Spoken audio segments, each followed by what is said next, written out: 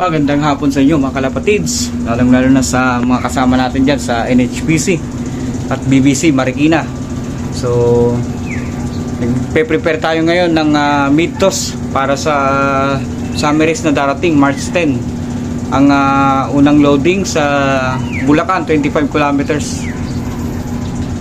So yun, nagpaayos tayo ng bike na matagal nang natenga para magamit natin para sa meat toss natin na gagawin. Tiyagaan lang natin na i-bike, ilayo yung mga kalapati natin para makapag meat toss tayo. So marami naman akong time dahil wala pa akong wala na akong trabaho, so makakapag focus tayo magkondisyon ng mga ibon natin. So mamaya inakyat ko na yung training box na gagamitin natin bukas. Naka-ready na rin yung bike. So oras natin ngayon alas 6 ng hapon. Kunin ko yung training box. So ito nga mga kalapatids, yung training box na gagamitin natin bukas ng umaga or madaling araw. Madaling araw ako aalis. So ayan, prepare ko lang dahil para ready tayo bukas. Gigising ako ng mga alas 5 ng madaling araw, tapos babiyahin na ako kasi magbabike tayo. Kung saan man tayo abutin, siguro mga 25 kilometers.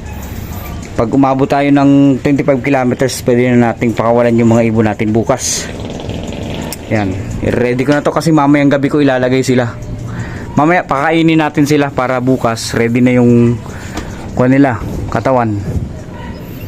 Magandang gabi mga kalapatids. Ayan, nakuha na natin yung mga ibon natin na itutos natin bukas. So ito sila. Yan. So, bilangin natin. 2, 4, 6, 8. Oh, bali 8 sila mga kalapatids. Ayan. Sana makauwi sila lahat bukas. Takpan muna natin, tapos patay natin ilaw para di sila nagbubugbugan. Good morning mga kalapatids. Oras natin alas 5 ng madaling araw. So ito na, nag-start tayo magbike. Ayun yung mga ibon natin, tinakpang ko na lang. So update ko kayo kung saan ko sila i-release, pero yung target ko Wawa Dam. Madilim pa, mamaya na lang. Saan matayin na tayo mga kalapatids? Time check 5:45. Dito pa lang tayo.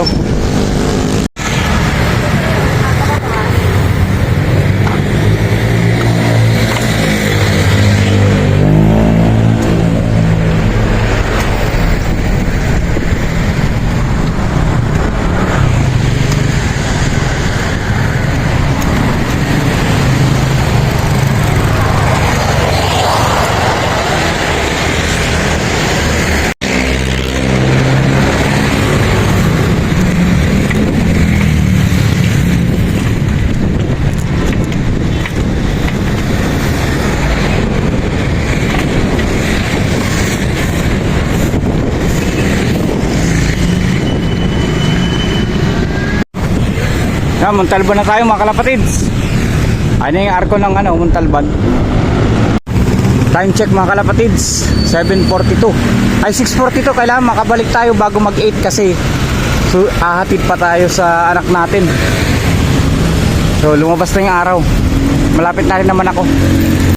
Yan mga kalapatids, nandito na tayo sa paanan ng bundok ng San Mateo. So papunta na tayong Wawa. Pagdating natin, papahingayin muna natin sila, tsaka natin i-release. Tsaka magpapahinga din ako kasi kailangan kong bumalik agad dahil maghahatid tayo ng estudyante natin. Yan, lapit na tayo. Sarap maligo dyan mga kalapatids kung wala lang akong lakad pagkatapos nito. Diretso ligo na sana ako. Wow na din ako. Bumili rin tayo ng tubig. Malapit na tayo sa pupwestuhan natin. Maganda kasi doon, diretso lipad yung ibon natin.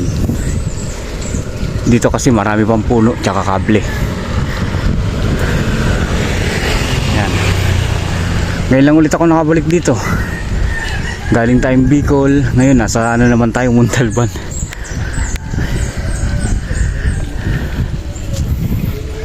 Lapit na tayo.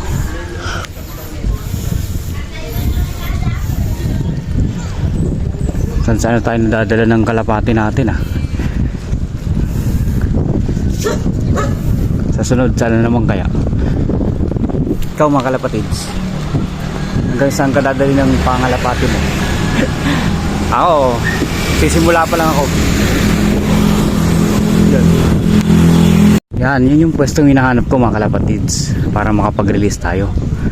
Diba ang ganda? Mga kalapatids natin dyan, mga nag-toss na dito, shoutout sa inyo. Dito tayo pupwesto. Papahinga muna ako, pati yung mga ibon natin bago natin pakawalan. Yan mga kalapatids, pahinga muna natin sila, mga alas 7 eksakto natin sila papakawalan, para di sila mabigla.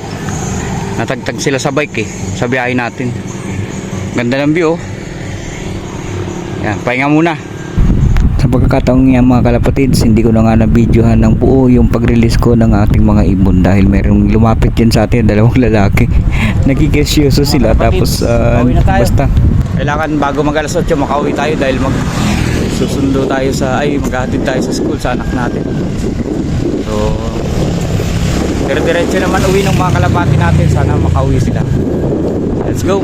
Yun mga kalapatids, dito tayo sa bahay, silipin natin sila kung nandiyan na. Silip lang kasi mainit na talaga. Hindi tayo pwede tumambay doon. Ay, subasa.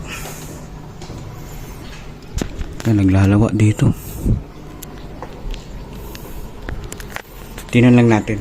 Mutik init.